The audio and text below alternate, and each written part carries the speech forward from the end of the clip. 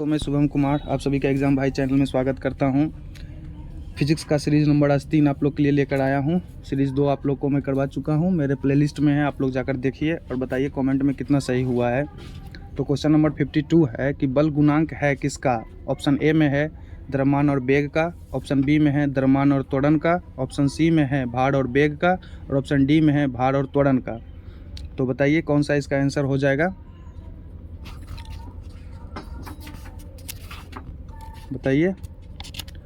तो इसका आंसर हो जाएगा ऑप्शन नंबर बी, द्रव्यमान और त्वरण का गुणनफल को क्या कहते हैं, बल कहा जाता है। क्वेश्चन नंबर 53, जब कोई व्यक्ति चंद्रमा पर उतरता है तो उसके शरीर में उपस्थित होता है क्या, बताइए। ऑप्शन ए में है पदार्थ की मात्रा में परिवर्तन होता है, बी में है भार घट जाता है तथा मात्रा अपरिवर्तित रहता है, सी में है भार में परिवर्तन होता है, डी में होता है मात्रा तथा भार दोनों में कमी होता है। तो बताइए 53 का आंसर क्या हो जाएगा। तो 53 का आंसर हो जाएगा ऑप्शन नंबर बी, भार घट जाता है तथा मात्रा अपरिवर्तित रहता है। क्वेश्चन नंबर 54, यदि हम भूमध्य रेखा से ध्रुव की ओर जाते हैं तो जी का मान क्या होता है। ऑप्शन ए में है बढ़ जाता है, ऑप्शन बी में है घट जाता है, ऑप्शन सी में है वही बना रहता है और ऑप्शन डी में 45 डिग्री अक्षांश तक घट जाता है। तो बताइए इसका आंसर क्या हो जाएगा। 54 का आंसर हो जाएगा ऑप्शन ए, क्या होता है, बढ़ जाता है। भूमध्य रेखा से ध्रुव की ओर जाने पर जी का मान बढ़ जाता है। क्वेश्चन नंबर 55, शरीर का वजन क्या होगा। ऑप्शन ए में है पृथ्वी की सतह पर सभी जगह एक समान होगा, ऑप्शन बी में है ध्रुवों पर अधिक होता है, ऑप्शन सी में है विद्युत रेखा पर अधिक होता है, ऑप्शन डी में है मैदानों की तुलना में पहाड़ियों पर अधिक होता है। तो बताइए 55 का आंसर क्या हो जाएगा। तो 55 का आंसर हो जाएगा बी, ध्रुवों पर क्या होता है, अधिक होता है और विषुवत रेखा पर कम होता है। क्वेश्चन नंबर 56, व्यक्ति पृथ्वी की सतह की तुलना में चंद्रमा की सतह पर अधिक ऊंचा क्यों उछाल सकता है, बताइए। ऑप्शन ए में है चंद्रमा की सतह खुरदरी होती है, ऑप्शन बी में है चंद्रमा का कोई वायुमंडल नहीं होता है, ऑप्शन सी में है चंद्रमा में गुरुत्वाकर्षण के कारण त्वरण पृथ्वी की तुलना में कम होता है, ऑप्शन डी में है चंद्रमा पृथ्वी से अधिक ठंडा होता है। तो बताइए 56 का आंसर क्या हो जाएगा। तो 56 का आंसर हो जाएगा ऑप्शन नंबर सी, चंद्रमा में गुरुत्वाकर्षण के कारण त्वरण पृथ्वी की तुलना में कम होता है। क्वेश्चन नंबर 57, 20 केजी के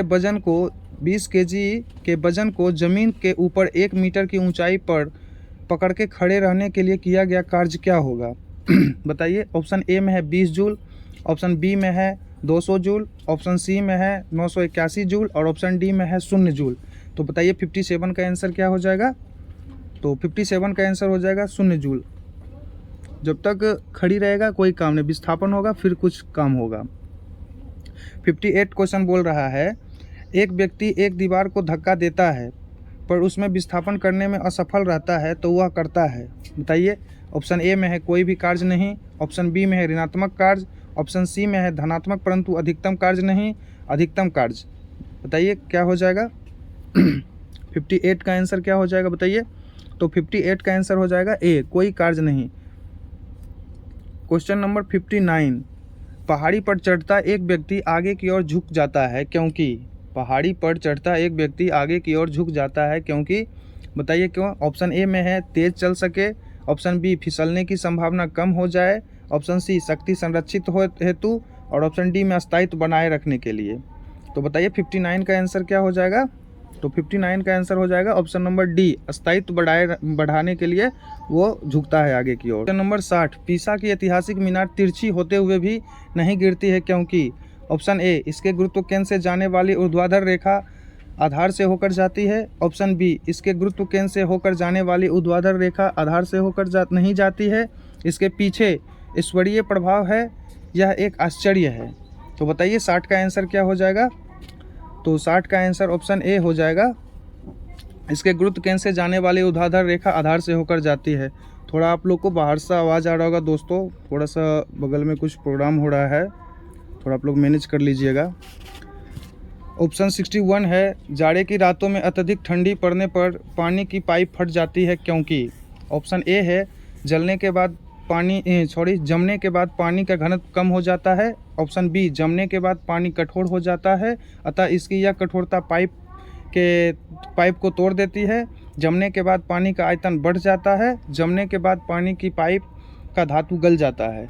तो बताइए क्या हो जाएगा? ऑप्शन 61 का आंसर क्या हो जाएगा? तो 61 का आंसर सी हो जाएगा। जमने के बाद पानी का आयतन क्या होता है? बढ़ जाता है। क्वेश्चन नंबर 62 बताइए क्या हो जाएगा? क्वेश्चन नंबर 62 का आंसर, पानी से भरी डाल्ट लगी बोतल जमने पर टूट जाती है क्योंकि। ऑप्शन ए में बोल रहा है जमने पर बोतल सिकुड़ती है, जमने पर आयतन घट जाता है, जमने पर जल का आयतन बढ़ जाता है, और ऑप्शन डी बोल रहा है कांच ऊष्मा का कुचालक होता है।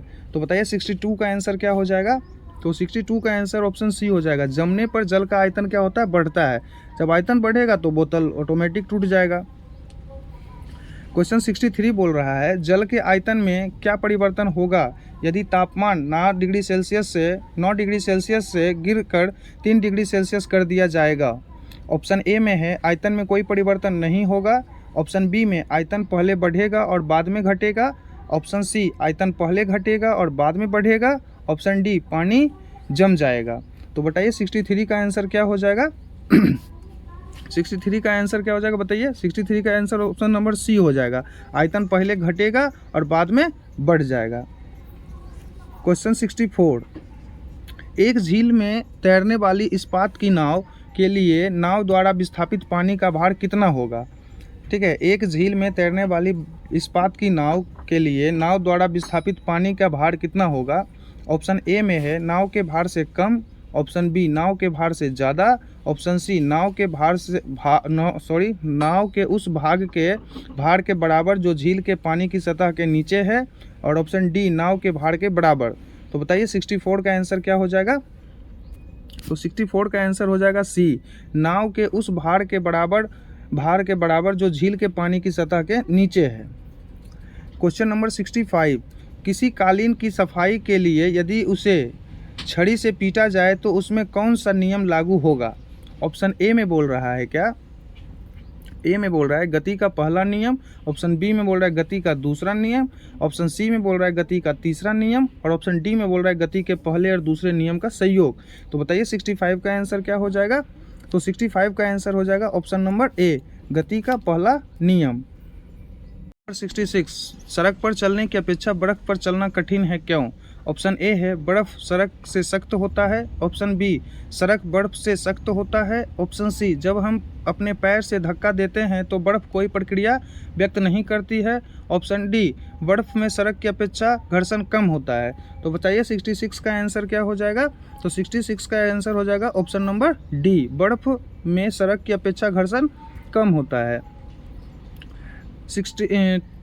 67, रेड़ी युक्त सड़क की तुलना में बर्फ पर चलना कठिन होता है क्योंकि। ऑप्शन ए में है बर्फ मुलायम एवं स्पंजी होता है जबकि रोड़ी कठोर होता है। ऑप्शन बी पैर तथा बर्फ के मध्य घर्षण बल रोड़ी एवं पैर के मध्य घर्षण बल की तुलना में कम होता है। ऑप्शन सी बर्फ पर घर्षण बल रोड़ी की तुलना में अधिक होता है। ऑप्शन डी उपयुक्त में से कोई नहीं। तो बताइए 67 का आंसर क्या हो जाएगा? तो 67 का आंसर हो जाएगा ऑप्शन नंबर बी, पैर तथा बर्फ के मध्य घर्षण बल रोड़ी एवं पैर के मध्य घर्षण बल की तुलना में कम होता है। क्वेश्चन नंबर 68, लकड़ी के बेलनाकार पात्र को खींचने की जगह लुढ़काना आसान होता है क्योंकि।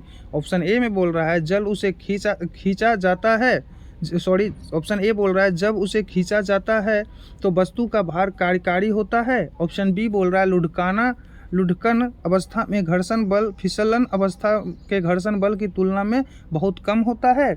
ऑप्शन सी बोल रहा है खींचने की अवस्था में सड़क के संपर्क में बैरल का पृष्ठ क्षेत्रफल अधिक होता है। ऑप्शन डी बोल रहा है उपयुक्त विकल्पों में अतिरिक्त में से कोई नहीं। तो बताइए 68 का आंसर क्या हो जाएगा? 68 का आंसर क्या हो जाएगा? ऑप्शन बी, ऑप्शन बी इसका आंसर राइट हो जाएगा। 69, एक नदी में चलता हुआ जहाज समुद्र में आता है तब जहाज का स्तर क्या होता है? एक नदी में चलता हुआ जहाज समुद्र में आता है तब जहाज का स्तर क्या होता है? ऑप्शन ए में है पहले जितना होगा। ऑप्शन बी में थोड़ा ऊपर जाएगा। ऑप्शन सी में थोड़ा नीचे आएगा। ऑप्शन डी ऊपर या नीचे होगा जो उसे पड़े हुए भार पर निर्भर करता है। तो बताइए 69 का आंसर क्या हो जाएगा? तो 69 का आंसर हो जाएगा ऑप्शन बी, थोड़ा ऊपर आएगा। क्वेश्चन नंबर 70 लोहे की कील पाड़े में क्यों तैरती है? लोहे की कील पाड़े में क्यों तैरती है? जब यह पानी में डूब जाती है, जबकि पानी में डूब जाती है। लोहे की पाड़े से रासायनिक क्रिया की प्रवृत्ति पानी की तुलना में कम होने के कारण। बी में लोहे का भार पानी से अधिक तथा पाड़े से कम। ऑप्शन सी में लोहे का घनत्व पानी से अधिक तथा पाड़े से कम। तो ऑप्शन डी पाड़ा पानी से भरा है। बताइए 70 का आंसर क्या हो जाएगा? 70 का आंसर हो जाएगा ऑप्शन नंबर सी, लोहे का घनत्व पानी से अधिक होता है। क्वेश्चन नंबर 71 जब एक ठोस पिंड को पानी में डुबोया जाता है तो उसके भार में हर्ष होता है, यह हर्ष कितना होता है? बताइए 71 का आंसर। ए विस्थापित पानी के भार के बराबर होता है। ऑप्शन बी विस्थापित पानी के भार से कम होता है। ऑप्शन सी विस्थापित पानी के भार से अधिक होता है। ऑप्शन डी विस्थापित पानी के भार से संबंधित नहीं है। तो बताइए 71 का आंसर क्या हो जाएगा? तो 71 का आंसर हो जाएगा ऑप्शन नंबर ए, विस्थापित पानी के भार के बराबर होता है। लास्ट क्वेश्चन 72 बर्फ पानी में तैरता है परंतु अल्कोहल में डूब जाती है क्योंकि? ऑप्शन ए में बोल रहा है पानी अल्कोहल की अपेक्षा पारदर्शी होती है। ऑप्शन बी बर्फ पानी के जमने से बनती है। ऑप्शन सी बर्फ ठोस है जबकि अल्कोहल द्रव है। ऑप्शन डी बर्फ पानी से हल्की होती है तथा अल्कोहल से भारी होती है। तो बताइए इसका आंसर क्या हो जाएगा 72 का? 72 का आंसर हो जाएगा डी, ऑप्शन नंबर डी, बर्फ पानी से हल्की होती है तथा अल्कोहल से भारी होती है। तो ये दोस्तों आप लोग के लिए जो 25 क्वेश्चन का हम हर दिन सेट ला रहे हैं, आप लोग इसको देखिए अच्छा से। आज सीरीज नंबर 3 था और 2 सेट हम पहले ही सीरीज चढ़ा चुके हैं, 2 सीरीज, वो प्लेलिस्ट में जाकर देखिए। और अच्छा लगे तो वीडियो को लाइक कीजिए, सब्सक्राइब कीजिए, अपने दोस्तों में शेयर कीजिए और इसको बार बार रिपीट कर देखिए, जिससे आपको परीक्षा में कन्फ्यूजन ख़त्म होगा और ज़्यादा से ज़्यादा याद होगा। अभी एलपी, टेक्नीशियन, बिहार दरोगा, ये सब में एग्ज़ाम में इससे 10-12 क्वेश्चन रहेगा और आपको हम पूरा लूसेंट ऑब्जेक्टिव का पूरा हर चैप्टर का सीरीज़ आपको यहाँ करवाएंगे हम। तो थैंक यू दोस्तों।